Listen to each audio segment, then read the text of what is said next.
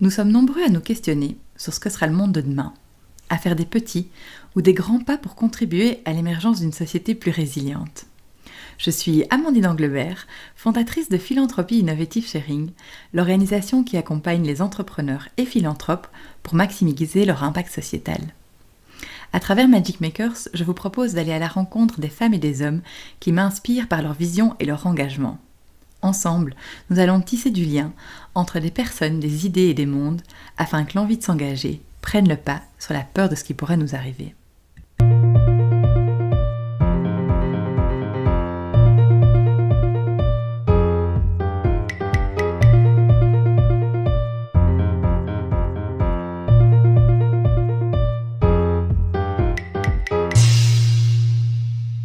Bonjour Michael. Bonjour Amandine. Est-ce que tu peux commencer par te présenter, s'il te plaît ? Oui, je m'appelle Michael Lunt, 61 ans, belge. J'habite actuellement en Suisse. Je suis père de 2 enfants, une fille de 29 ans qui habite à Londres et un fils de 26 ans qui habite à Bruxelles. Super. Nous allons voir dans cet épisode en fait comment la philanthropie peut vraiment servir de levier pour l'innovation sociétale. Tu as cofondé, il y a à peu près 7 ans, je pense, une fondation donc, qui porte ton nom avec tes frères et Guibert Delmarmol. J'aimerais, avant d'aborder tout ça, en apprendre davantage en fait, sur ton histoire et voir un peu comment cette histoire a été en lien avec la naissance de la fondation. Est-ce qu'il y a eu des expériences, des rencontres, des révélations qui ont fait que vous avez eu cette envie de créer la Fondation Lunt ? Oui, depuis toujours, depuis l'âge de 17 ans, je travaille dans la musique. J'ai travaillé dans la musique et je suis passé par différentes étapes, de technicien à producteur pour terminer comme impresario. Et en fait, ce qui m'a beaucoup plu dans la musique, surtout en tant qu'impresario, c'était de découvrir des talents et de pouvoir les aider, fournir ce dont ils avaient besoin pour justement qu'ils puissent créer leurs œuvres et faire leur métier. C'était un milieu que j'aimais beaucoup parce qu'il y avait beaucoup de créativité, très sympathique aussi, amusant, jusqu'au jour où la musique était devenue de plus en plus compétitive. Moi, ce qui m'intéressait, c'était aussi le long-termisme, c'est-à-dire développer un artiste sur plusieurs années, sur plusieurs albums. Ici, on est arrivé dans la musique à vendre des morceaux plutôt que de vendre un album.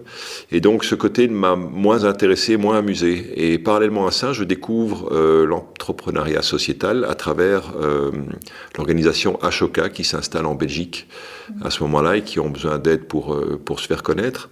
Et également à ce moment-là, je re-rencontre Guibert Delmarmol, que je connaissais depuis que j'ai 21-22 ans. Et lui me parle de son parcours, je lui parle du mien, et on se retrouve sur un sujet qui est celui de l'entrepreneuriat sociétal, un intérêt commun.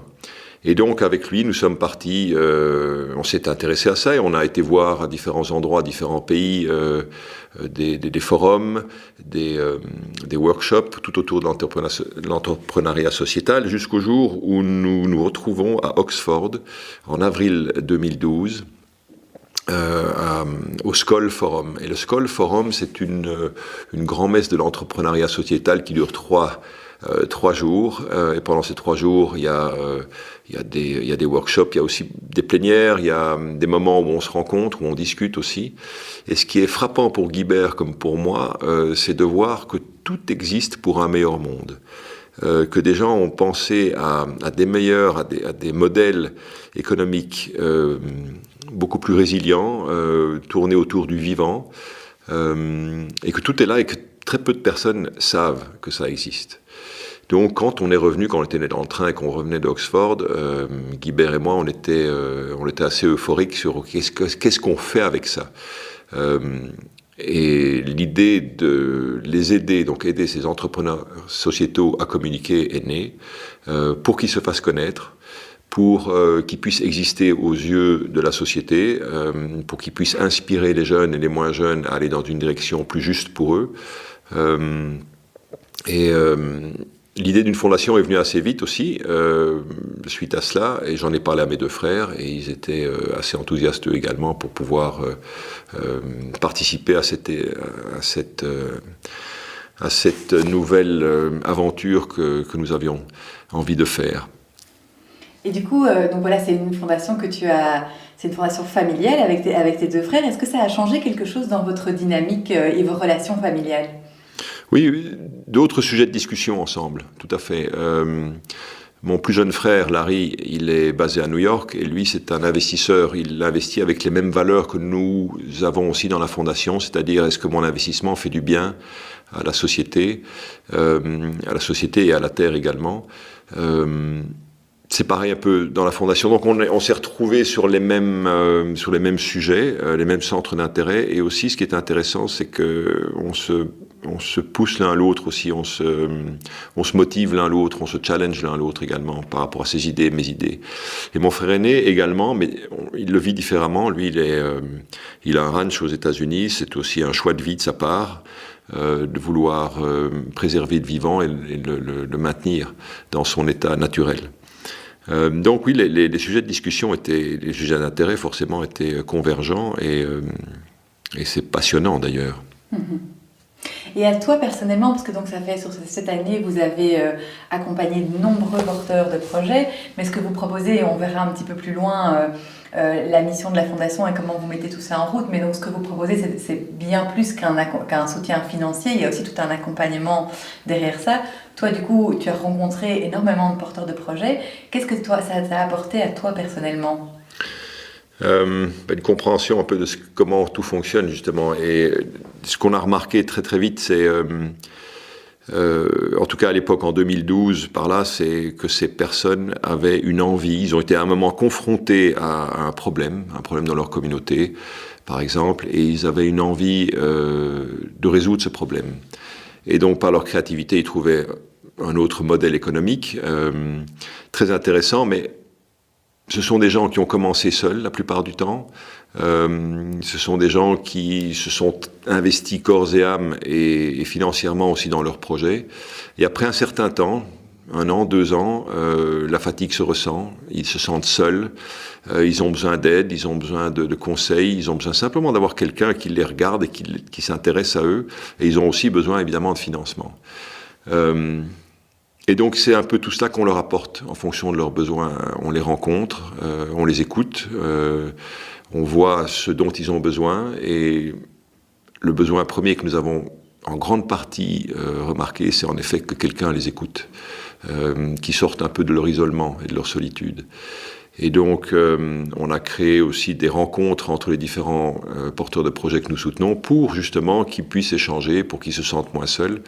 Ils font tous ce qu'ils font pour la même raison, avec les mêmes valeurs éthiques, vouloir apporter quelque chose à la société, quelque chose de positif à la société, vouloir la faire évoluer dans le bon sens, avec plus d'humanité. Donc, ils font tous des choses différentes, ils sont sur différents sujets, mais par contre, ils font tous ce qu'ils font pour les mêmes raisons.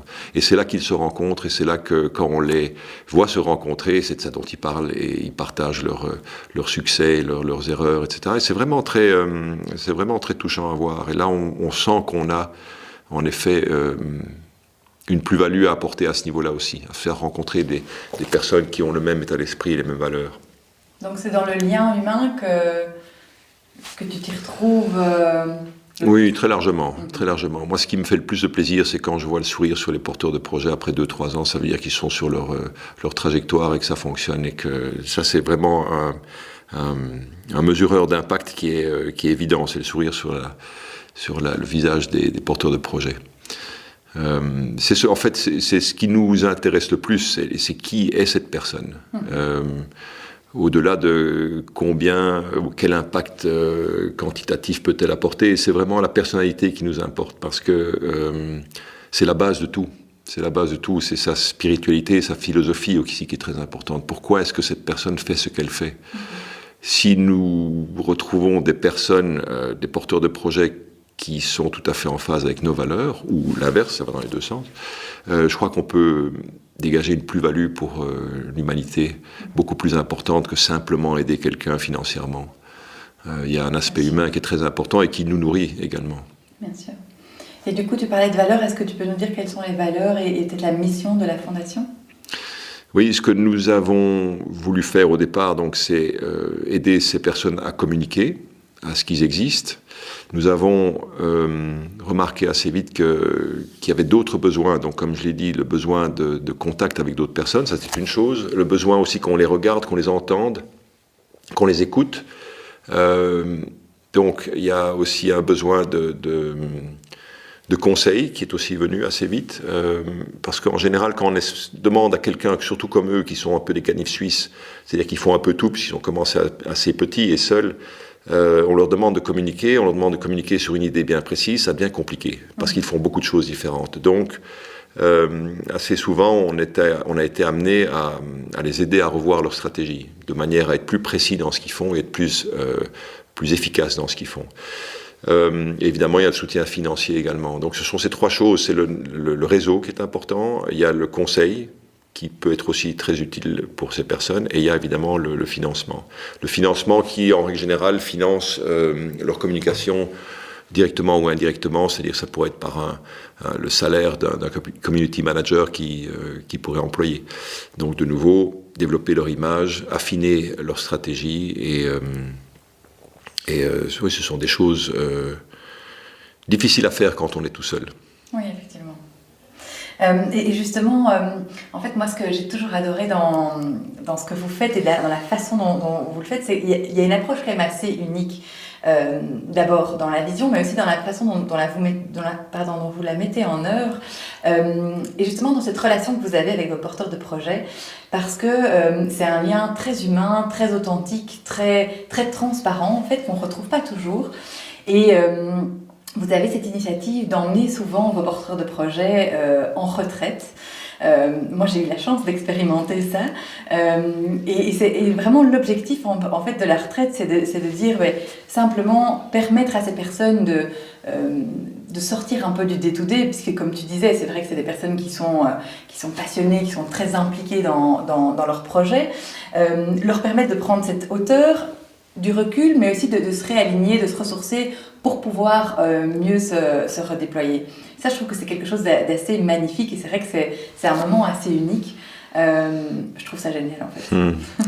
Mais on a tous un peu trop souvent la tête dans le guidon, donc on n'a plus le recul nécessaire, je veux dire, pour faire le point un peu sur soi-même et sur ce qu'on fait. Et donc, ce que nous offrons, en effet, c'est une retraite que nous appelons spirituelle, parce que c'est une reconnexion à soi. C'est une retraite où on propose justement à nos porteurs de projets et partenaires de s'arrêter pendant 3 jours, d'observer où on en est, observer ce qu'on a, ce dont on a besoin. Donc de faire le point et d'être aidé aussi, comme on est une bonne quinzaine de personnes, entre 15 et 18 personnes généralement, il ne faut pas plus grand, c'est une bonne taille de groupe, on s'entraide aussi, c'est-à-dire que les personnes qui sont sur place sont à l'écoute des autres. Il y a des interstices aussi qui sont très importants parce que c'est là qu'on parle, qu'on ouvre son cœur, etc. Et voilà, c'est un moment qu'on veut proposer, offrir aux personnes avec qui on travaille, donc les partenaires ou les porteurs de projets, justement pour se connecter à soi-même et oui, faire le point et voir un peu dans quelle direction on veut vraiment aller et comment on veut y aller. Donc je crois que c'est important de prendre un peu de recul ou un peu de hauteur de temps en temps pour voir où on en est. Effectivement, c'est vrai. Tu m'avais dit à l'époque, je me souviens, tu m'avais dit l'objectif c'est de mettre du vent sous les ailes des personnes. Je trouve ça génial et en même temps, c'est plus qu'imagé, c'est vraiment réel, c'est l'effet que ça fait. Oui, et c'est créer du lien aussi, parce que je crois que nous avons besoin de connaître bien les personnes qu'on souhaite aider, et inversement, nous avons en tant que fondation aussi des besoins. Et donc c'est bien se connaître l'un et l'autre, oui, c'est tellement plus valorisant pour tout le monde, en fait, d'être considérés comme des êtres humains plutôt que comme des projets. Oui. Et justement, comment est-ce que vous faites cette connexion? Comment est-ce que vous choisissez vos porteurs de projets? Alors on a développé dans la fondation une liste de critères. Et le premier critère, en fait, c'est est-ce qu'on a un coup de cœur pour la personne avec qui on a envie de travailler. C'est vraiment de nouveau Cette image qu'on a souvent dans la fondation, c'est quand quelqu'un nous appelle, est-ce qu'on est content de voir son nom sur le téléphone ou est-ce qu'on dit non, pas encore lui ou pas encore elle. Et donc, parce que ça, on ne pourra travailler qu'avec des gens qu'on aime et des gens avec qui on a envie de travailler. L'impact forcément l'impact y sera aussi. Parce que, de nouveau, notre rôle n'est pas seulement d'aider une personne, mais aussi de mettre des gens en lien pour qu'ils puissent s'entraider, pour qu'ils puissent échanger.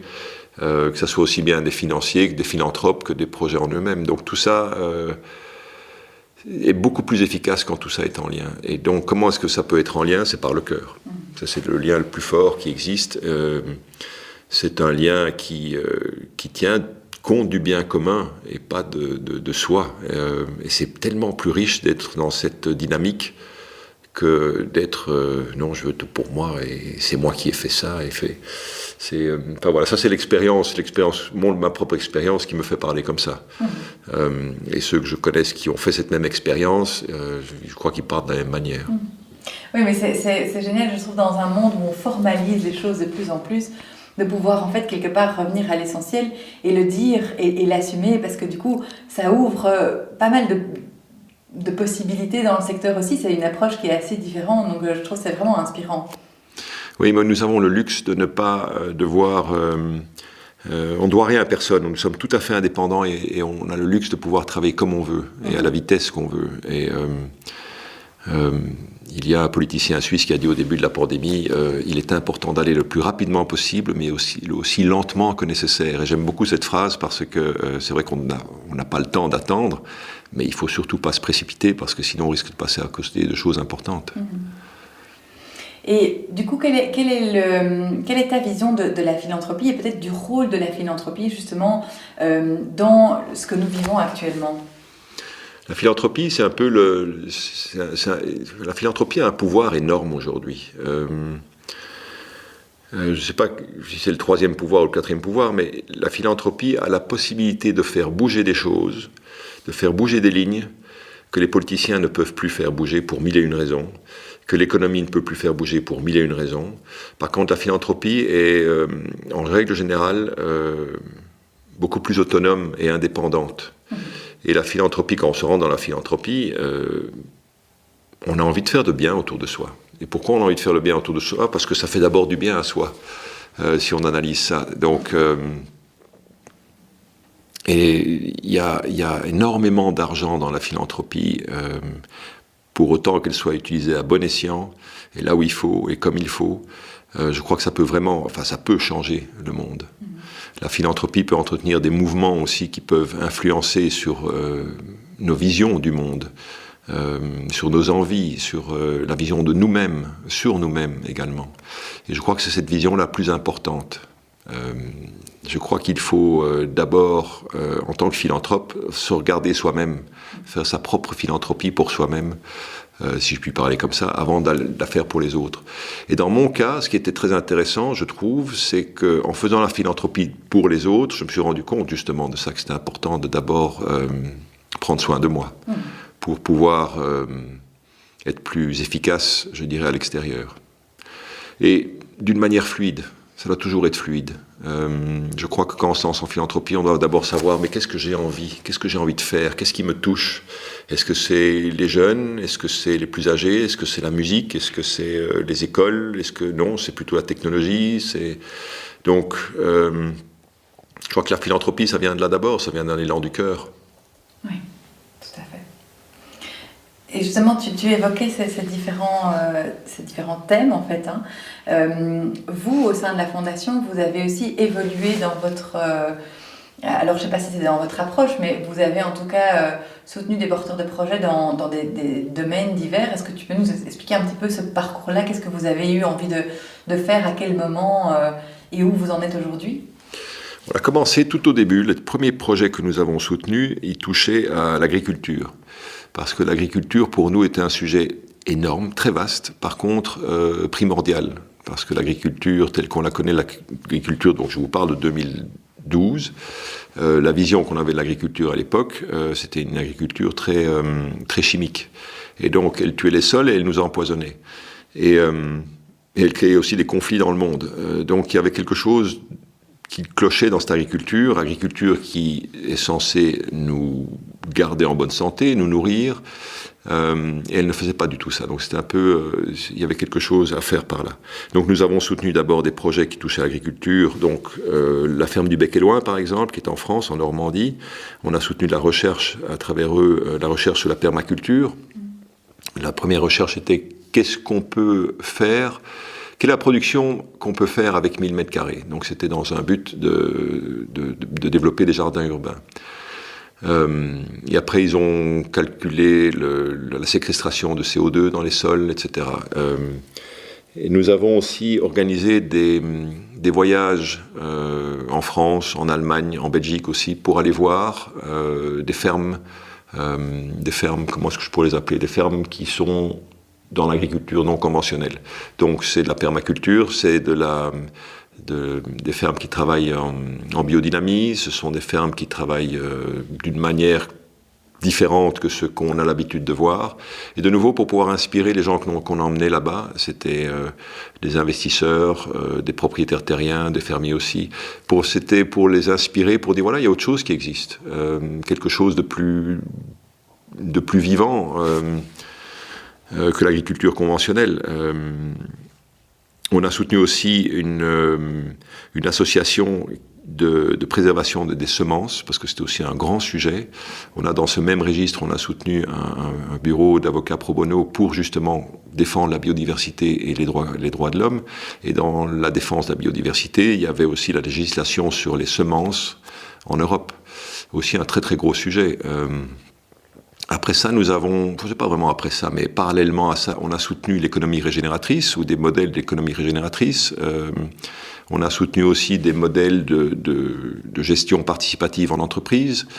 Une organisation comme Make Sense qui, eux, organise des événements pour faire collaborer des personnes autour de certains projets assez importants. Donc ce sont des gens qui mobilisent des personnes autour de sujets comme par exemple les déchets, la gestion des déchets, les déchets de nourriture, les migrants aussi étaient là-dessus. Et eux fonctionnent tout à fait en ce qu'on appelle holacratie ou bien en gestion participative. Il y a différents noms pour dire la même chose, mais c'est de manière tout à fait horizontale. Et c'est très efficace. Leur modèle, en fait, est d'essayer des modèles chez eux, d'essayer des modèles de fonctionnement chez eux, et puis être justement consultant pour des entreprises qui veulent utiliser ce genre d'outils de gestion. On s'est intéressé aussi aux médias, parce que les médias, on voulait au départ communiquer, mais les médias ont un rôle aussi important à jouer. Nous pensons que, surtout aujourd'hui, le média constructif ou le média conscient est important aussi à développer. Je pense qu'amener un peu de discernement dans la population est important, surtout aujourd'hui, savoir ce qui est bon pour soi, est-ce que j'entends est vrai, est-ce que j'entends est faux. Ce sont des choses importantes. Et en plus, pour sa santé personnelle, je crois qu'au même titre qu'on aime manger des produits sains pour son corps, je crois qu'il est aussi important de s'entourer d'informations saines pour son corps, des informations qui nous permettent d'évoluer personnellement et, comme je l'ai dit tout à l'heure, d'être dans le discernement. Il y a beaucoup de choses qu'on entend, qui sont dites, il y a le tout et son contraire, donc qu'est-ce qui est bon pour moi ? Donc soutenir ce genre de mouvement, soutenir des initiatives de médias constructifs est pour nous aussi assez intéressant. Soutenir dans le cadre des médias, soutenir des conférences aussi, soutenir l'écriture de livres que nous pensons inspirants, soutenir la production de documentaires aussi que nous pensons inspirants. Donc voilà un peu où on en est. Et à travers tout ça, en filigrane, j'ajouterais que ce que nous voulons faire vraiment, c'est faire évoluer la conscience des gens. Donc amener de la spiritualité un peu dans leur réflexion. Nous pensons que c'est indispensable que les gens se connaissent bien pour qu'ils soient qu'ils aient une activité favorable, je dirais, dans la société. Et justement, entre tous ces porteurs de projets, les exemples que tu mentionnais, c'est tous des gens qui ont eu une idée qui était assez innovante au moment où ils l'ont lancée. Est-ce qu'on peut dire aussi que ça, c'est une sorte de fil conducteur chez vous, c'est d'aller justement soutenir des projets qui sont innovants, qui pensent un nouveau paradigme pour faire émerger quelque chose de nouveau et éveiller les consciences à ces nouveaux modèles? Oui, ce qui nous excite chez nous dans la Fondation, justement, découvrir des modèles, des projets qui sont innovants et que nous pensons, en amplifiant leur impact, en amplifiant leur message, que nous pensons qu'ils peuvent vraiment apporter quelque chose de différent à la société, quelque chose de positif pour les gens, en fait, en règle générale, pour les gens, pour l'écologie. Donc ce n'est pas que la société soit constituée uniquement de personnes. Je veux dire, on vit sur une planète et il faut connaître, il faut comprendre l'interdépendance que nous avons avec tout le monde du vivant dans son état le plus large. Mais les sujets qui nous inspirent, ce sont des sujets en effet innovants, ce sont des sujets que, par exemple, la permaculture, c'est ancien, c'est il y a très longtemps qu'on fait ça, mais seulement on n'en parle pas depuis longtemps. Et la permaculture, c'était quelque chose qui nous tenait vraiment à cœur, et aujourd'hui, il y a la permaculture et les mainstream, et là, on en parle de plus en plus. Il y a beaucoup de projets de fermes qui veulent rentrer en permaculture, ou alors des nouvelles personnes qui ont été inspirées parce qu'ils ont entendu, des personnes qui ne sont pas issus du monde agricole, mais qui veulent, par exemple, se lancer dans un projet qui touche à la terre. C'est pareil aussi pour je disais tout à l'heure, c'est pareil aussi pour les outils de gestion de société. On se rend compte qu'avec une gestion horizontale, les personnes qui sont en charge, donc qui gèrent la société au-dessus, bien qu'il n'y ait plus d'au-dessus, mais qui sont responsables de l'organisation globale de l'entreprise, ils ont moins de poids sur leurs épaules parce que les rôles sont mieux distribués. C'est salutaire pour tout le monde. Dans ce genre d'entreprise, le burn-out, c'est pas un mot qu'on utilise, il n'y en a pas. Ou alors s'il y en a, c'est qu'il y a encore des choses à régler dans l'entreprise. Mais c'est un organisme qui fonctionne de manière organique, donc tout à fait naturelle, comme la nature fonctionne. Il n'y a pas de burn-out dans la nature. Donc oui, c'est ce qui nous intéresse dans la Fondation, c'est en effet découvrir des jeunes talents qui viennent avec des nouvelles idées ou des nouvelles manières de faire et leur donner un porte-voix, leur donner une scène pour qu'ils puissent s'exprimer, pour pouvoir inspirer les autres et qu'il y ait un mouvement qui se crée derrière, oui. Alors une question que j'ai envie de te poser, parce que j'ai de la chance d'être soutenue justement par vous, par la Fondation pour le lancement de ce podcast. Pourquoi est-ce que vous avez accepté justement de me soutenir? Parce qu'on croit en toi, comme je t'ai dit d'abord, au départ, c'est une affaire d'hommes, enfin de personnes. Ça, c'est numéro un. On a envie ou pas de suivre cette personne, de l'aider. Et puis, c'est un porte-voix aussi. C'est un porte-voix.